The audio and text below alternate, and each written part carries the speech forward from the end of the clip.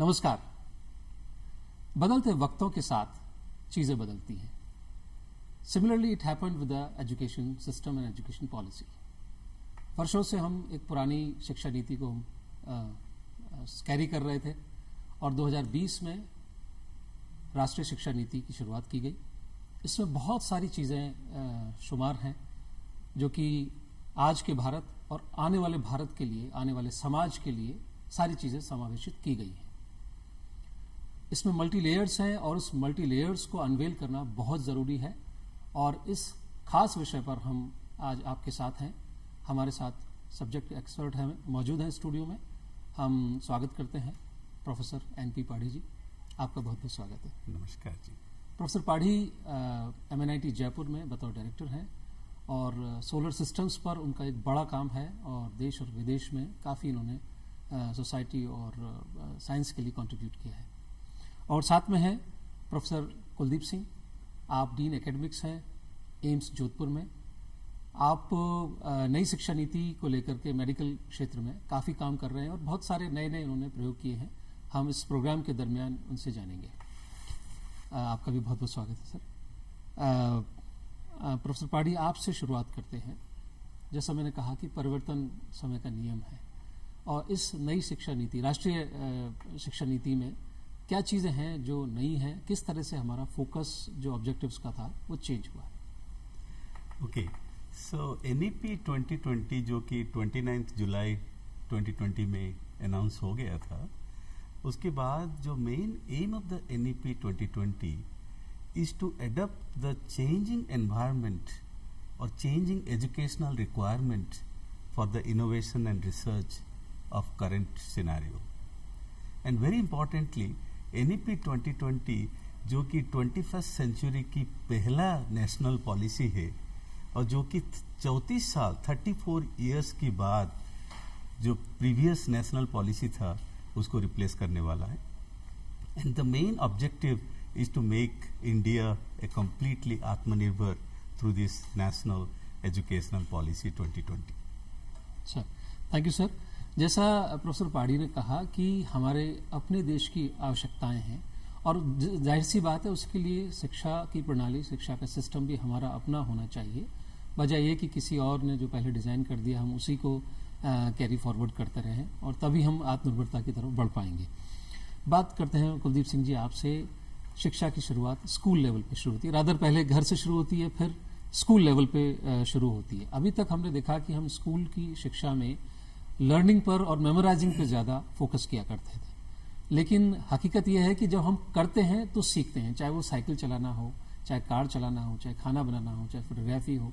What ever we do we learn by doing. So experiential learning पर काफ़ी focus किया गया है NEP के अंदर, यानी कि प्रॉब्लम बेस्ड लर्निंग पर फोकस किया गया। Your take on that part? Basically जो शिक्षा का मूल उद्देश्य होता है कि हमें व्यावहारिक ज्ञान देना और व्यावहारिक रूप से हमें सक्षम बनाना। इसमें कौशल विकास सबसे महत्वपूर्ण होता है कि हम शिक्षा के थ्रू अपने कौशल का विकास कर पाएँ। हमारी जो पुरानी शिक्षा नीति में ऐसा था कि कई खामियां पाई गई और साथ में अब ये नई जो हम लोग का डेवलपमेंट हो रहे हैं, जिस तरह से पूरा वर्ल्ड चेंज हो रहा है, तो उसके रिक्वायरमेंट के अकॉर्डिंगली एक नेशनल पॉलिसी लाने की बहुत आवश्यकता थी। अब स्कूल में जो हम लोग का जो सिस्टम है वो प्रॉब्लम बेस्ड लर्निंग की जगह रोट मेमोराइजेशन ज़्यादा होता है कि बच्चे को हम कम्पिटिटिव एग्जामिनेशन के लिए प्रिपेयर करते हैं, तैयार कराते हैं, उसको हम ज़्यादा इसको ये मानते हैं कि वो अपना लर्न करे उसको, और इंस्टेड ऑफ कौशल को विकास देने के हम उसके लर्निंग बिहेवियर रोट मेमोराइजेशन को ज़्यादा एम्फेसिस करते हैं। तो जो नेशनल एजुकेशन पॉलिसी है इसमें इसी को चेंज किया है कि हम प्रॉब्लम बेस्ड लर्निंग के थ्रू जो कौशल विकास के जो प्रॉब्लम बेस्ड लर्निंग होती है उसमें हम कई तरह से बच्चों को प्रॉब्लम के जरिए एक प्रॉब्लम प्रस्तुत करते हैं जिसके जरिए उसको सीखने का मौका मिलता है और साथ ही साथ उसमें कौशल का भी विकास होता है। तो जब ये हमारी शिक्षा में हम तीसरे वर्ष से स्टार्ट कर देते हैं और 12 स्टैंडर्ड तक ये शिक्षा को हम मूल शिक्षा मानते हैं, जिसमें कि इसके ऊपर ज़्यादा एम्फेसिस की गई है। जी, जब हम जॉय के साथ सीखते हैं यानी आनंद के साथ सीखते हैं तो हम परमानेंटली सीखते हैं। और जैसा प्रोफेसर कुलदीप सिंह जी ने कहा कि एक्सपीरियंशियल लर्निंग या प्रॉब्लम बेस्ड लर्निंग, जैसे कि हम पजल्स के जरिए सीखते हैं, हम गेम्स खेलते हैं, कुछ पजल्स करते हैं, तो हमें आनंद तो आता ही और साथ के साथ सीखते भी जाते हैं। और आपने एक वाजिब बात कही कि हम अभी तक मेमोराइजेशन पर फोकस कर रहे थे, जिससे कि केवल हम एक डम बन रहे थे कि हमने एक सेट ऑफ इंस्ट्रक्शंस हैं या इंफॉर्मेशन है उसको मेमोराइज कर लिया और एक competitive examination point of view से हमने उसको कहीं जा करके कागज़ पर उतार दिया, कुछ नंबर हासिल किए और एक हमने आगे एक नौकरी हासिल कर ली। लेकिन जीवन का हिस्सा हमारा वो शिक्षा या जो ग्रह किया हमने वो नहीं बन पा रहा था। नई शिक्षा नेशनल एजुकेशन पॉलिसी में अभी मैंने जैसा पढ़ा कि इसमें बहुत सारी जगहों पर मल्टी डिसिप्लिनरी अप्रोच शब्द इस्तेमाल किया गया है। तो मल्टी डिसिप्लिनरी अप्रोच के मायने क्या है और किस तरह से ये आगे की तरफ समावेशित होगी? अब देखिए, जब एक्चुअली एजुकेशन की शुरुआत हुआ था, मतलब कभी भी गांव में कर सकते हैं और में भी शहर में भी कर सकते हैं, जो हमारी भारत के अंदर एजुकेशन को एक basic living requirement meet out करने के लिए एजुकेशन को लोगों ने एक्चुअली अपना प्राइमरी ऑब्जेक्टिव माने हैं एक्चुअली। अभी नाउ द क्वेश्चन ये है कि जब मल्टी डिसिप्लिनरी की बात करते हैं कि एक्चुअली जब एक्चुअली टेक्नोलॉजी के साथ हम अपने को भी तैयार करना जरूरी है, और कोई भी टेक्नोलॉजी और expertise is not limited to a particular domain. For an example, मान लीजिए कि कोई musician cannot be an expert musician until unless उनकी understanding about frequency, modulation, physics as well as psychology के बारे में जब तक उनका कॉन्फिडेंस लेवल पूरी तरह अंडरस्टैंडिंग नहीं बढ़ेगा तो एक परफेक्ट म्यूजिशियन नहीं हो सकते हैं। तो मेरा ये कहना है कि जिंदगी में कोई भी फील्ड में आप आगे जाना चाहते हैं और टाइम के साथ आगे बढ़ना चाहते हैं तो आपकी multi disciplinary exposure actually must है। So that is one of the example I feel. And also in medical science, it is very important, as Professor Singh has mentioned, that even in medical science, until unless you understand robotics, you understand instrumentation, you understand electronics. So if you see in medical science, almost for any kind of treatment, we use lot of technology. So मैं कहूँगा कि आज की दौर जिस तरह actually country आगे बढ़ रहा है या जिस तरह रिक्वायरमेंट बढ़ रहा है, एक्सपेक्टेशंस बढ़ रहा है, टेक्नोलॉजी के साथ साथ हमको एक्चुअली पेरिफेरी नॉलेज गेन करना जरूरी है। और until unless you become a multidisciplinary expert, you cannot be really able to meet the expectations of the future R&D or innovation or research. Thank you. Thank you professor पाड़ी, इतनी सरल तरीके से आपने इस बात को समझाया है कि संगीत का विद्यार्थी केवल रागों की अभ्यास तक ही अपने आप को सीमित न रखे। कोई भी ध्वनि जो है एक पर्टिकुलर फ्रीक्वेंसी को कैरी करती है और उस फ्रीक्वेंसी का हमारे मन मस्तिष्क पर प्रभाव पड़ता है और हमारा मूड उसी हिसाब से बनता है। जैसे बीट्स जब होते हैं तो हमारे पैर थिरकते हैं, जहाँ सितार संतूर होता है तो हमारा मन और सिर थिरकता है। तो वो पर्टिकुलर फ्रीक्वेंसी है और उसके जरिए डॉक्टर सिंह भी इसको एग्री करेंगे कि हम म्यूजिक थेरेपी के जरिए पेशेंट्स को भी ट्रीटमेंट देते हैं। और खासतौर से जो मेंटल डिसऑर्डर्स है, अवसाद की स्थिति है, तनाव है, उसमें म्यूजिक की एक थेरेपी होती है, दवाई नहीं होती है। तो एक संगीत का विद्यार्थी जब फिजिक्स पढ़ लेगा और मानव साइकोलॉजी को पढ़ लेगा तो एक नई चीज़ की निर्माण करने में सक्षम होगा, जो कि नई नई तरह की बीमारियों के लिए भी यूजफुल होगी। न केवल संगीत का अभ्यास केवल संगीत के लिए करना है, बल्कि उसका एक आगे कहीं ना कहीं यूजफुलनेस भी उसकी बढ़ जाएगी। सिमिलरली इंस्ट्रूमेंट्स का जो प्रोडक्शन है उसमें निश्चित तौर पर इस जानकारी का लाभ मिलेगा। अन्यथा हम अभी तक बाहर से जो इक्विपमेंट्स इंपोर्ट करते हैं म्यूजिक के, वो हम यहीं अपने देश में भी बनाने लग पड़ेंगे। और आपकी जो क्षमता है, जो टैलेंट है, उसको और आगे एक्चुअली ले सके। जी जी, it is possible to expand your talent if you are capable of knowing multidisciplinary fields. तो अगर आपका दिमाग लेफ्ट और राइट दोनों ब्रेन्स को इस्तेमाल करता है, यानी कि आप लॉजिक भी हैं और क्रिएटिव भी हैं, तो ये आपके लिए एक स्पेशल वरदान है। आप इसमें चिंतित ना हो। खासतौर से पेरेंट्स कई बार कहते हैं कि नहीं पढ़ाई पे ज़्यादा फोकस करो और बाकी चीज़ें कम करो। तो बैलेंस बनाते हुए अगर आप आगे चलेंगे तो निश्चित तौर पर ये जो नई शिक्षा नीति आई है, राष्ट्रीय शिक्षा नीति आई है, इसके अलाइनमेंट में आप अपने करियर को आगे बिल्ड कर पाएंगे। आपको मेडिकल एजुकेशन में जैसे डॉक्टर पाधी ने बोला कि जब मेडिकल एज ए डॉक्टर हम पेशेंट को देखते हैं तो हम उसको सब्जेक्ट वाइज डिसेक्ट नहीं करते, हम उसको एज ए होल देखते हैं। और जब होल देखते हैं तो हमें दूसरे सब्जेक्ट्स की भी ज्ञान होना बहुत ज़रूरी होता है। और इसीलिए जब व्यावहारिक शिक्षा की हम बात करते हैं तो हमें दूसरे सब्जेक्ट्स के सम्मिलित होने से हमारा जो समग्र विकास होता है और हम समाज में एक अच्छा अपने स्थिति बना सकते हैं और अच्छा अपने कौशल का प्रदर्शन कर सकते हैं। तो इस तरह मेडिकल में तो इसके बहुत ही ज़्यादा यूज़ होता है कि हम मल्टीडिसिप्लिनरी हो जाएं। जी, सो यू नीड, पहले कहा करते थे jack of all and master of one, but now you need to shift jack of all master of at least 4-5, तब कहीं जाके आपके लिए प्रोबेबिलिटीज एम्प्लॉयमेंट की या एंटरप्रेन्योरशिप की मुखर हो पाएंगी। कुलदीप जी, आपके पास में आता हूँ, किस तरह से NEP का इम्पैक्ट मेडिकल एजुकेशन या मेडिकल प्रोफेशन पर है? नेशनल एजुकेशन पॉलिसी जब हम इसको देख रहे हैं कि जब तीसरे वर्ष से बच्चों को शिक्षा अपनी आम भाषा में या जो उसके मदर टंग है उसमें दी जा रही है, और साथ में उस समय जोर दिया जाता है उसके मॉरल वैल्यूज़ को और उसके कैरेक्टर बिल्डिंग के ऊपर। तो ये जो कैरेक्टर बिल्डिंग है, मॉरल वैल्यूज़ है, ये हमारे जब हम एज ए मेडिकल डॉक्टर जब बनते हैं तो हमारे लिए बहुत महत्वपूर्ण हो जाता है, क्योंकि आजकल हमारा सबसे ज़्यादा है कि हम सुरक्षा देखते हैं कि पेशेंट सुरक्षित हो, सेफ हो, स्वस्थ हो, और इसमें बहुत सारे हमें महत्वपूर्ण मॉरल डिसीजन लेने पड़ते हैं। अगर हमें शिक्षा के स्कूली शिक्षा में अगर ये ज्ञान दिया जाए कि मॉरल वैल्यूज़ कैसे बिल्ड की जाती हैं, उसकी क्या इंपॉर्टेंस होती है, कि हम दूसरे को मदद करें, दूसरे के लिए एम्पैथी रखें और उसका सहयोग करें, तो ये बहुत महत्वपूर्ण मेडिकल एजुकेशन में एक लक्षण होता है जो कि हमें डेवलप करना पड़ता है मेडिकल स्टूडेंट्स में। तो जब वो मेडिकल स्कूल में एंटर करते हैं तब हम इस शिक्षा को यूज़ करना शुरू करते हैं। लेकिन अगर हमारी नई शिक्षा जो नेशनल एजुकेशन पॉलिसी है इसको पहले से विकसित कर देगी तो हम मेडिकल को और अच्छा बेहतर बना सकते हैं, और ये वैल्यूज़ हमें आगे भी पेशेंट्स को पेशेंट के स्वास्थ्य और स्वस्थ को रखने में भी बहुत महत्वपूर्ण योगदान देती है।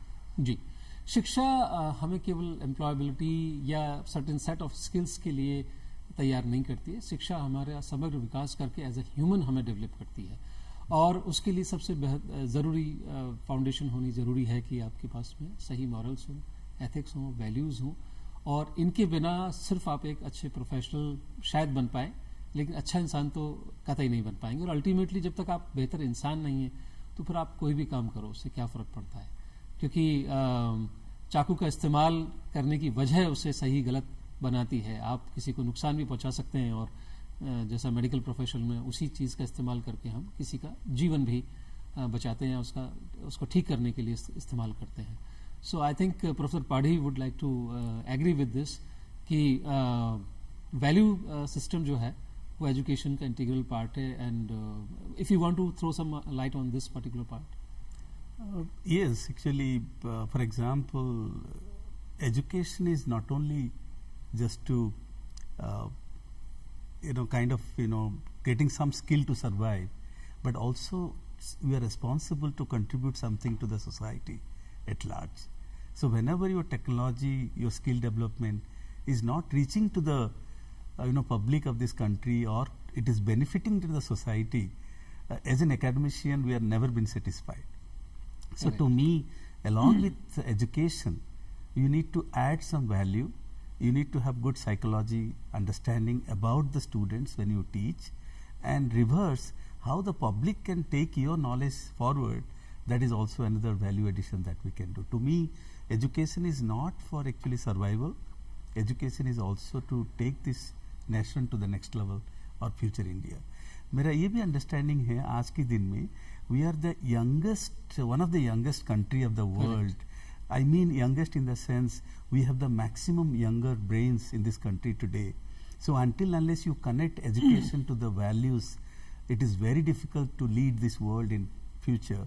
So my suggestion that the younger brains not only need to be educated, but they also be taught along with values so that they can take this country to the next level. Wonderful. और हमारे माननीय प्रधानमंत्री जी बार बार इस चीज़ को फिसिस करते हैं कि हम सबसे पूरे विश्व में युवा आबादी है, दूसरे देशों में 50+ की उम्र के लोग ज़्यादा हैं, और हमारे यहाँ 25 से और 40 साल की लगभग 60% आबादी हमारी उस ब्रैकेट में आती है। और हमारे पास टैलेंट की कोई कमी नहीं है। हमने बहुत सारे लोकल इनोवेशन से इस बात को स्थापित किया है, और आईटी में तो हमने स्थापित किया ही कि हमने वर्ल्ड में पूरे वर्ल्ड को हमारी मैन पावर कैटर करती है सारी कंपनीज में। तो निश्चित तौर पर वैल्यू सिस्टम के साथ अब जब बात करेंगे और हम अपने देश को डेवलप करने की बात कहेंगे, जो हमारे माननीय प्रधानमंत्री जी का सपना है कि हम आत्मनिर्भर भारत हों और पूरे विश्व को हम मदद कर सकें, जैसा कि हमने वैक्सीन के टाइम में, कोविड के टाइम में जो रखा, वो एक वैल्यू सिस्टम ही तो था। हमने अगर कोई दवाई बनाई तो हम तक ही सीमित क्यों रखें, हम दूसरे देशों को भी मदद करें, और वही एक एक्सप्रेशन आई थिंक शिक्षा में भी रिफ्लेक्ट होना चाहिए। और साथ साथ एक्चुअली जो ISRO space research organisation, Indian space research organisation, जो आज की डेट पे not only for India but विश्व के लिए एक्चुअली एक larger contribution, taking technology to the space with very economic cost पे भी हम लोग एक्चुअली कंट्रीब्यूट कर रहे हैं। तो मैं ये दोहराऊंगा actually along with Covid, the kind of vaccine that we have actually developed and helped the global society. Similarly, in space technology also, we are working for us. Also, we are helping others to grow together. जी, ये तो बात रही वसुधैव कुटुंबकम की। अब हम बात करते हैं NEP, in what way it can make an impact on technical education and research, जिसकी सबसे ज़्यादा आवश्यकता है अभी हमें। इसी एनईपी, बिकॉज आज के दिन में जो भी टेक्नोलॉजी की हम बात करते हैं, actually they are become fast growing. If you look at the younger kids today, the way they understand technology is much more advanced, in a sense, to accommodate those brilliant kids of today's era. When they come to the classroom after 10 to 15 years, what kind of technology my organization or my institution will have to train those people? That is the biggest challenge of India today. We have wonderful kids across the country, brilliant younger generations, and to accommodate them in our conventional classroom and laboratories become a challenge. So it is high time for all of us to take maximum advantage of NEP 2020, allow flexibility to not only teach but also to learn parallelly, and allow the students to get exposed to multidisciplinary thoughts and technology, so that they can capture and pick up the best idea that suits the kid for the future strategy. They can plan their career growth actually depending upon whatever they want to have. So it is not necessary that you are forced to study something which has been desired by your parents or by the country, but it is your desire to study something that attracts you the most, and that can only happen through this NEP 2020. और NEP 20 का एक और भी बहुत महत्वपूर्ण है कि जो इसमें साइंटिफिक कल्चर डेवलप करना, तो स्टूडेंट्स के मन में साइंटिफिक एटीट्यूड, क्यूरियोसिटी डेवलप करना, एक लाइफ लॉन्ग लर्निंग मेथड्स की भी डेवलप करना, तो ये भी एक इसका हिस्सा है। और ये बहुत अच्छा बात है कि हम जो साइंटिफिक टेम्परामेंट डेवलप कर रहे हैं बच्चों में, कि वो एक्सपेरिमेंट करके देखें, उसके बारे में जो ज्ञान को अर्जित करें। लर्न बाय डूइंग वाला भी एक एम्फेसिस ज़्यादा है, तो ये भी हमारे जो रिसर्च में काफ़ी हद तक महत्वपूर्ण योगदान देगा। जी, तो नई शिक्षा नीति हमारे तरह से समग्र विकास में विद्यार्थी के हेल्प करेगी। और सोसाइटी के लिए सबसे ज़रूरी है कि हम सोच में साइंटिफिक टेम्परामेंट को कहीं ना कहीं इंक्लूड करें, क्योंकि हम देखते हैं कि बहुत सारी रूढ़िवादी बातें जो हैं वो सिर्फ इसीलिए कैरी फॉरवर्ड हो रही हैं क्योंकि हमारे सोच में कहीं ना कहीं साइंटिफिक टेम्परामेंट की कमी है। तो निश्चित तौर पर जब वो होगा तो समाज की बहुत सारी जो बुराइयां हैं या जिन चीज़ों को हमने अक्षरशः ऐसे ही मान लिया, उसको तथ्य या वैज्ञानिकता की कसौटी पर हमने परखा नहीं है, अगर हम उसे परख लेंगे तो हो सकता है उसे और बेहतर कर सके। कि मान लीजिए हम कोई फल खाते हैं और अगर उस फल के जो इंग्रेडिएंट्स हैं, उसकी कैलोरीज हैं, उसमें जो बेनिफिट्स हैं, उसको साइंटिफिकली अगर हम समझ लेंगे तो हो सकता है कि हम उससे जुड़े हुए कोई काम को और बेहतर तरीके से कर पाएंगे और दूसरे लोगों को मोटिवेट भी कर पाएंगे। और एक छोटा सा चीज़ ऐड करना चाहूँगा, जो नेशनल एजुकेशन पॉलिसी 2020 का और भी दो मूल मंत्र है जो कि actually skill development and employability. मतलब जैसे कि हम लोग पढ़ाई तो करते हैं, लेकिन पढ़ाई के साथ साथ actually are be able to create some skill within myself, जो कि सोसाइटी के लिए एक इम्पैक्ट बन सकता है। तो मेरा ये कहना है कि NEP 2020 के माध्यम से स्टूडेंट ना केवल एक्चुअली डिग्री हासिल करे, वो एक्चुअली अपने स्किल भी डेवलप करे और direct employability capability, in the sense that day you go out of your institution, you are not simply carrying a certificate, but you are carrying a skill so that you are easily employable. So that is also another flexibility NEP 2020 हमारी जो young युवा graduates है उनको provide करता है। Research एक बहुत भारी शब्द माना जाता रहा है कि आपको रिसर्च के एरिया में एक्सप्लोरेशन करने के लिए बहुत कुछ आपको होना पड़ेगा, तभी आप आगे बढ़ सकते हैं। मैं चाहता हूं आपके माध्यम से कि इस मिथ को तोड़ा जाए कि मतलब कोई चीज़ एग्जिस्ट करती है, हम उसे रिसर्च करते हैं, पुनः ढूंढते हैं, जो ऑलरेडी पृथ्वी पर मौजूद है। तो किस प्रकार से रिसर्च का एप्टीट्यूड हम घर से शुरू कर सकते हैं? क्योंकि अगर हम जैसे चाइना की बात करें तो उनके पेटेंट्स बहुत हैं, और आप देखेंगे कि उनके प्रोडक्ट्स में जो कि लो कॉस्ट भी हैं और बड़े सुगमता से मतलब किसी भी प्रॉब्लम को छोटे सरल तरीके से एड्रेस करते हैं।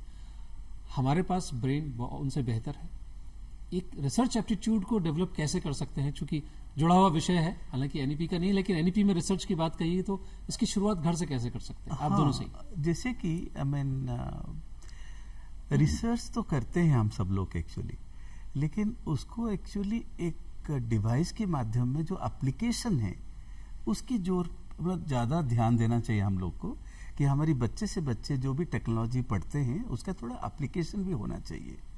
हम लोग एक्चुअली प्रमाण जो है ना, जैसे कि हमारी पुरानी, जैसे कि 100-200 साल पहले भी हमने बहुत अच्छे काम किए हैं, लेकिन आज की डेट में तथ्य और प्रमाण जब तक हमारे हाथ में नहीं रहेगी, हम एक्चुअली ग्लोबल लेवल पे एक्चुअली अपनी कमांड को नहीं रख पाएंगे। तो मेरा ये कहना है कि छोटे से बड़े तक जो भी काम हम घर से लेके इंस्टीट्यूशन तक और स्कूल तक और कॉलेज तक सीमित ना रखें, उसका एक्चुअली तथ्य और प्रमाण के साथ एक्चुअली हम पेटेंट फाइल करें और कुछ छोटा मोटा प्रोडक्ट बनाने की एक्चुअली कोशिश किया जाए। तो मैं तो चाहूँगा कि स्कूल एजुकेशन बच्चे को भी एक जो प्रोजेक्ट्स है, डिजिटेशन है, उसको एक्चुअली नॉर्मल एकेडमिक फोरम की तरह ना मानते हुए उसको कुछ डिवाइस और प्रैक्टिकल एंगल दिया जाए, जिससे कि थोड़ा उनकी जो कॉन्फिडेंस लेवल है बच्चे की, वो एक्चुअली आगे आ सके। मैं ऐड करना चाहूँगा कि जैसे स्कूली शिक्षा में और घर के वातावरण में भी हम ये कर सकते हैं कि बच्चे की जो ऑब्जर्वेशन पावर है उसको इंक्रीज किया जाए।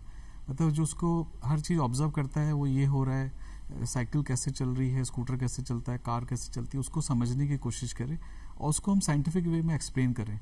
तो जब ये क्यूरियोसिटी डेवलप होकर ऑब्जर्व करेगा और हम क्यूरियोसिटी को सेटिस्फाई करने लगेंगे, उसके बेसिस पे हम डेटा को बताएंगे कि हाँ देखो ऐसा होने से इस तरह होता है, तो उसकी जो साइंटिफिक टेम्परामेंट भी डेवलप होगा, रिसर्च में भी उसका विकास होगा। तो ऑब्जर्वेशन पावर हम घर से ही विकास कर सकते हैं।